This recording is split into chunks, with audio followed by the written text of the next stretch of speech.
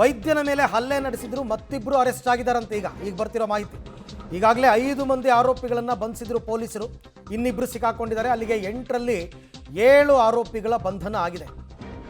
ಆರೋಪಿಗಳ ಬಂಧನದ ಬೆನ್ನಲ್ಲೇ ಪ್ರತಿಭಟನೆ ಕೈಬಿಟ್ಟಿದ್ದಾರೆ ವೈದ್ಯರು, ಪ್ರೊಟೆಸ್ಟ್ ಮಾಡ್ತಾ ಇದ್ರು. ಎಂತೆಂಥ ಇವರಿದ್ದಾರೆ, ಅವ್ರು ಯಾರು ಅಂತ ಪತ್ತೆ ಹಚ್ಚಬೇಕು. ಮೊದಲು ಕೈಕಾಲು ಮುರಿದು ಅದೇ ಆಸ್ಪತ್ರೆಗೆ ಅಡ್ಮಿಟ್ ಮಾಡ್ಬೇಕು ಅವ್ರನ್ನ. ಡಾಕ್ಟ್ರ್ ಮೇಲೆ ಕೈ ಎತ್ತುತ್ತಾರೆ ಅಂದರೆ ನಾಳೆ ದಿನ ಅವರೇ ಇಲ್ಲ, ಏನು ಮಾಡ್ತೀರಾ? ಈ ಬಗ್ಗೆ ಮತ್ತಷ್ಟು ಮಾಹಿತಿ ನನ್ನ ಕೊಲೀಗ್ ಮಲ್ಲಿಕಾರ್ಜುನ್ ಅವರಿಂದ ಪಡ್ಕೊಳ್ಳೋಣ. ಮಲ್ಲಿಕಾರ್ಜುನ್, ಈಗ ಈ ವೈದ್ಯರ ಮೇಲೆ ಹಲ್ಲೆ ಪ್ರಕರಣ ಏನೇನು ನಡೀತು, ಇವತ್ತಿನ ಡೆವಲಪ್ಮೆಂಟ್ಸ್ ಅಂತ? ಖಂಡಿತ ಅರವಿಂದ್, ನಿಜಕ್ಕೂ ಅಂದ್ರೆ ಗಡಿ ಜಿಲ್ಲೆ ಬೀದರ್ಲಿ ಒಂದು ರೀತಿಯ ವೈದ್ಯರಿಗೆ ಭದ್ರತೆ ಇಲ್ವಾ ಅನ್ನುವಂಥದ್ದು. ಅಂದ್ರೆ ಪಬ್ಲಿಕ್ ಟಿವಿ ಎಕ್ಸ್ಕ್ಲೂಸಿವ್ ಆಗಿ ಬೆಳಗ್ಗೆ ಏನು ಎಕ್ಸ್ಕ್ಲೂಸಿವ್ ಸುದ್ದಿಯನ್ನ ಬಿತ್ತರಿಸಿತ್ತು.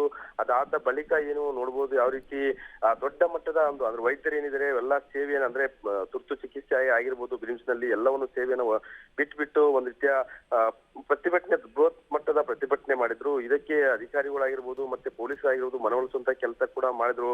ಅವ್ರ ಜೊತೆ ವಾಗ್ವಾದ ಕೂಡ ಆಯ್ತು. ನಾವು ಅಂದ್ರೆ ಪಟ್ಟಿ ಹಿಡಿದು ಈ ಒಂದು ಏನು ಹಲ್ಲೆ ಮಾಡಿದ್ದಾರೆ ಅಂದ್ರೆ ಹಿಗ್ಗಾಮುಗ್ಗ ಥಳಿಸಿದ್ದಾರೆ, ಆ ಒಂದು ಆರೋಪಿಗಳನ್ನ ಈ ಕೂಡಲೇ ಬಂಧನ ಮಾಡಬೇಕು ಅಂತ ಒಂದು ದೊಡ್ಡ ಮಟ್ಟದ ಪ್ರತಿಭಟನೆ ನಡೀತು. ಅದಾದ ಬಳಿಕ 5 ಜನ ಆರೋಪಿಗಳನ್ನ ಏನು ಒಂದು ಪೊಲೀಸರು ಬಂಧನ ಮಾಡಿದ್ರು. ಅದಾದ ಬಳಿಕ ಇಲ್ಲ ನಾವು ಈ ಒಂದು ಪ್ರತಿಭಟನೆ ಬಿಡಲ್ಲ, ಯಾರು ಎಷ್ಟು ಜನ ಹಲ್ಲೆ ಮಾಡಿದಾರೋ ಅವ್ರೆಲ್ಲರನ್ನೂ ಬಂಧನ ಮಾಡಿ ನೀವು ನಮಗೆ ನ್ಯಾಯ ಕೊಡಬೇಕು. ಜೊತೆಗೆ ಏನು ಒಂದು ತುರ್ತು ಚಿಕಿತ್ಸಾ ಘಟಕ ಅಂದ್ರೆ ಬ್ರಿಮ್ಸ್ ನಲ್ಲಿ ಏನು ನಮಗೆ ಭದ್ರತೆ ಇಲ್ಲ, ಭದ್ರತೆ ಸಂಬಂಧಪಟ್ಟಂಗೆ ಹೆಚ್ಚುವರಿ ಪೊಲೀಸರನ್ನ ಹಾಕ್ಬೇಕು, ನಮಗೆ ಜಸ್ಟಿಸ್ ಕೊಡಬೇಕು ಅನ್ನೋದು ದೊಡ್ಡ ಮಟ್ಟವಾದ್ಮೇಲೆ ಈಗ ಬರ್ತಕ್ಕಂಥ ಮಾಹಿತಿ ಮತ್ತೆ 2 ಆರೋಪಿಗಳನ್ನ ಅರೆಸ್ಟ್ ಮಾಡಿದ್ದಾರೆ.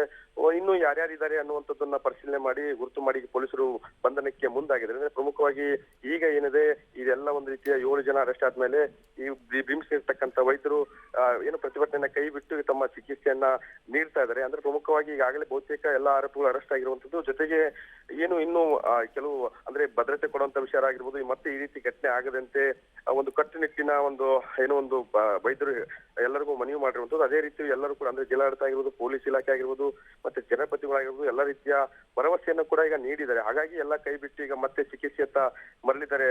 Arvind, right, thank you Mallikarjun, ತಮ್ಮೆಲ್ಲ ಮಾಹಿತಿಗಾಗಿ ಧನ್ಯವಾದ.